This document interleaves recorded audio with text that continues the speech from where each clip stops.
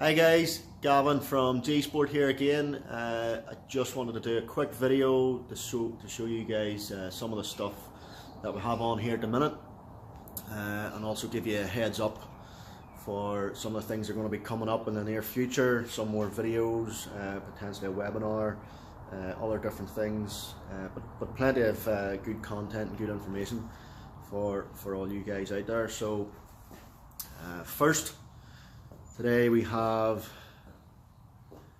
this one in the background here, which is Joshua's Toyo Pet Corona, and I'll give you a closer look around the car here. So excuse my unsteady hand with this camera, I'm trying to balance a selfie stick as well. So yeah, this is Joshua's Corona. It's a 1967 Toyo Pet Corona. I did do, some of you may have seen, I gave a close-up picture of the badge there, and I did a quick little competition to see who could guess the car just from this sort of close-up picture, and I was quite impressed actually with the dedication of some of the hardcore guys out there who picked it up straight away. So I'll message the winner of that anyway before the week is out, and the winner of that of course receives a free dyno run in here at Gsport. So if anybody wants to get on and find that post there, you can certainly scroll down. If you're on the Facebook page, you can scroll down the page. If you're not on the Facebook page, certainly get on and like the Facebook page and find the posts and whatever, and you'll see a hell of a lot more videos from the past.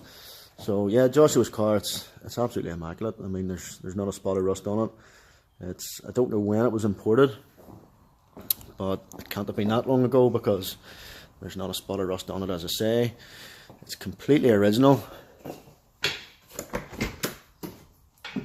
Sorry, excuse the poor light in here, but yeah, it's proper sort of old school classic Japanese car, JDM stuff. There's Charlie out to get. No headrests or anything back in the day either. So class little car. And also what we have over here is delivered not yesterday but the day before, let's just say this week, is the new engine that's got into it. This is a twin cam, pretty much a twin cam version of the engine that is currently in the car at the minute, but again, proper old school stuff. It's a 1600 engine, which was the GT engine at the time. It's just been delivered from OD Cars. OD Cars, if anybody's looking at any engine work done, machine work, anything like that, go and speak to the guys at OD Cars. They know what they're doing. They've been around for a long time. They have machined the whole block, done all the work, assembled everything, all the new bits and bobs, and delivered it up to me. And Joshua has also delivered up, there's the gearbox, prop shaft at the bottom, and a whole shelf full of parts and bits and bobs, gasket kit, and a pretty cool sort of folder with plenty of stuff. Whole Japanese manual here. This is all proper old school stuff, but all the information's there in one form or the other. So we're going to get the engine built for Joshua, and then we'll get it into the car.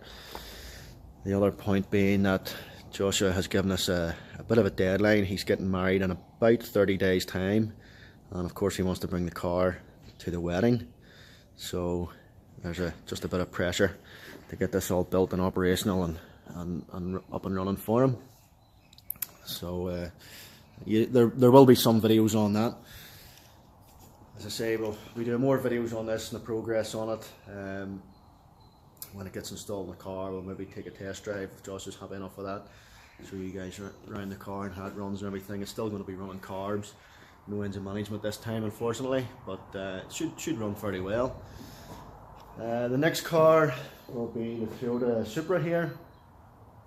This is a car that I've now acquired just recently there. It was a customer's car.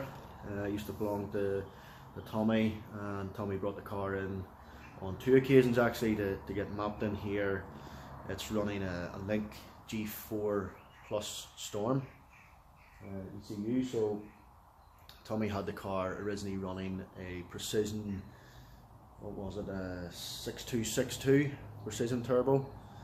The car was originally put together and built and tuned and mapped by another, let's say, local tuner person in Northern Ireland, and there were issues with it from the word go. I'll show you the turbo over here and what way it was left, just due to the overly aggressive anti-lag map that was put into the car, which I'm sure was impressive enough at the time with pops and bangs, but you'll see what the result can be from that. So anyway, the reason that it's stripped here at the minute is because after we received it, I was tidying up some things in the dyno, some running issues, and unluckily the timing belt tensioner idler pulley snapped, which is something you can't really account for. A bit of a freak thing. I'll show you this pulley here, you'll see what I mean. This is the timing belt tensioner pulley, and there's the bracket for it, which is literally just snapped in two. And this happened at Redline actually, so I think the RPM limit settings in ECU are maybe a little over aggressive, because it's quite an aggressive RPM limit on that. So it's all stripped down now. What happened was it bent 6 exhaust valves. The thing was still actually turning over and running and driving and everything. Sorry, not running, but the engine was still cranking over. It hadn't locked up or anything, but we bent 6 exhaust valves because the exhaust cam jumped a handful of teeth.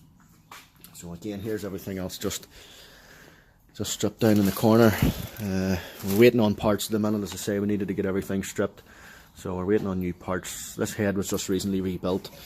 We have it's a VVTi, so we've the GSC Power Division 269 cams.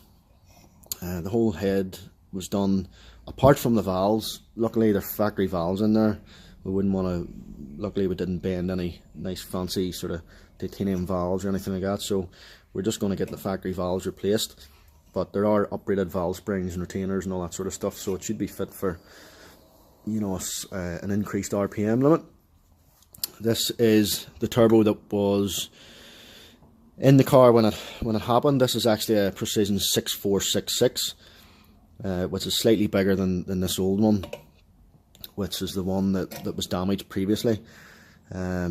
So what I just want to show you, and I'll do a proper video on this again, but what I do want to show you is this is the 6262 turbo, and you can see the actual turbine blades, if I can get a bit of focus there, are completely melted all the way around. This is a direct result of an overly aggressive anti-lag map that was put in the car. You know, there's no need for this, and this is an in-canal turbine blade, or turbine wheel, so it should be able to withstand extreme high temperatures. So the anti-lag map that was on that would have had to have been extremely aggressive to do that sort of damage. But as I say, I'll do more videos on that and the progress on that. One of the main reasons for the purchase of this car was in order to do some more testing, some more development, showcase some features and so on of at least the Link ECU anyway. This car was running, I think, 565 horsepower, something like that, at about 1.5 bars of boost, which is a decent enough figure. It's still on the factory bottom end, so factory engine block, which should be fit for about 600 or so. We might push it towards that, but what I really want to do and what I would like to do is use the car to show how you can, you know, improve the performance of your car, not just by increasing the horsepower. So things like traction control systems, you know, playing with the boost curve, all that sort of stuff, different things you can do, why it's done, how you do it, all that sort of thing. I'd like to do quite a few videos on that. So this car is going to be used as a bit of a test bed for different things. There's a bit of tidying up to be done with it as well. Once it left the previous tuner, Tommy then brought it to SSI up in Crumlin there, and Colin and in SSI, he did a bit of tidying up and tidied up some of the wiring and so on. There's still a lot more to do, but he did what he could with the time he was given, which helped things because there were running issues, electrical issues, of which there are still some. But as I say, there was improvements made, so I hope to make further improvements on it then, and I'll show you what I'm doing, why I'm doing it, how I'm doing it, all that sort of thing, and of course the results at the end of it. So keep an eye out for the videos on that. And the last one I wanted to show you is Scott's Stagia.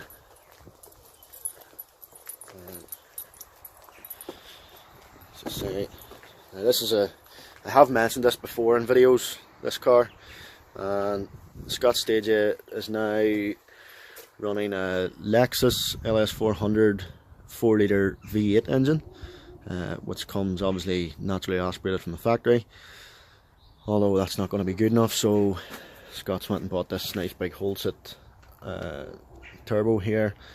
We have made in Gsport in-house here, we've made, or are in the process of making, sorry, custom manifolds, everything, all custom pipe work, custom downpipe, which comes at 3 sections.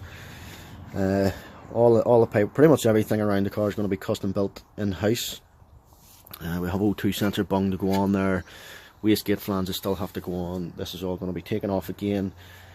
It will be all TIG welded and then most likely sent away to get covered in Zerkotech heat coating, pretty much because everything's sitting right here in the engine bay. We want to get it all heat coated without having to wrap it all up in exhaust wrap, which is messy, untidy, and that sort of stuff. The Zerkotech heat coating's a great job, so we'll get all that done, and as I say, there'll be more videos on that. So yeah, that's another thing that's going to be coming up in the future. And what I do want to do, and what I possibly will do, is maybe do a webinar, you know, an online webinar, which will be free for anybody who wants to come on. We'll talk about things like, you know, how to prepare your car for dyno tuning, things like ECU selection, you know, what to look for in an ECU, things like how to select a tuner, all sorts of stuff. And maybe I'll do a few different webinars and that sort of thing, which will be a bit different just in the usual videos that I do. So that's something to keep an eye out in the future. Lastly, if you haven't already liked the Facebook page, go on and give us a like. You can check out the website, which is www.gsportcars.co.uk. There's a full range of ECUs, engine management systems, extra things like all the Plex tuning equipment, you know, dice displays, all that sort of stuff. Everything you can see there on the website. All the prices are there for everything. So as I say, the price on the website are you know, are all inclusive of taxes and all this sort of stuff. I have joined sort of LinkedIn, Instagram, which I never really did before, but I'm going to start to push my LinkedIn page, Instagram, all these other sort of platforms. So if you're watching the video on there, be sure to follow me or like the page or do whatever it is you do on there. I'll figure that all out in good time, and hopefully once you do that, you'll be able to see some more content if it interests you. And until next time, I'll see you later. Bye.